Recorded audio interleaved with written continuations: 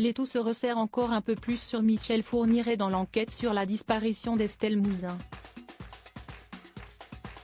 Jeudi 21 novembre 2019, son ex-femme, Monique Olivier, a contredit son alibi, rapporte Le Parisien.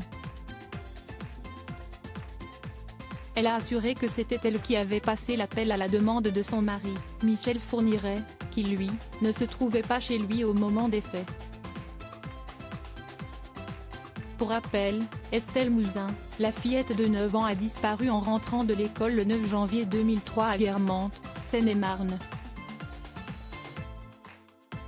Depuis, elle est toujours introuvable. Alors que celui que l'on surnomme l'ogre des Ardennes a dans un premier temps été dans le viseur de la justice pour cette affaire, il a toujours donné un alibi.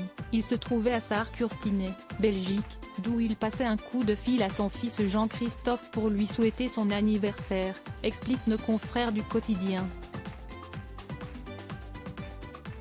Cet alibi avait, en effet, été confirmé par Monique Olivier et les Fadettes.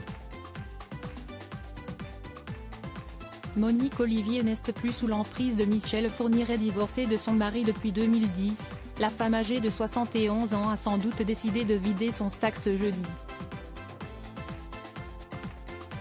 En face de la juge Sabine Kéry, la doyenne des juges d'instruction de Paris, elle a fait des déclarations fracassantes à l'encontre de Michel Fourniret.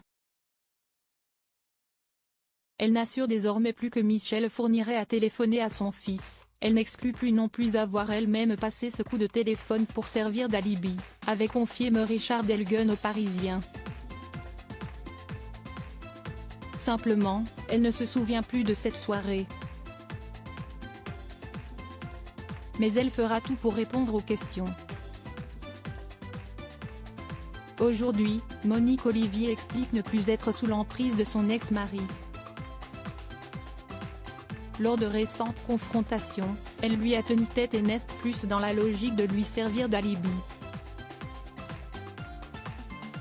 Elle est désormais prête à s'incriminer pour dire la vérité, avait encore assuré son avocat.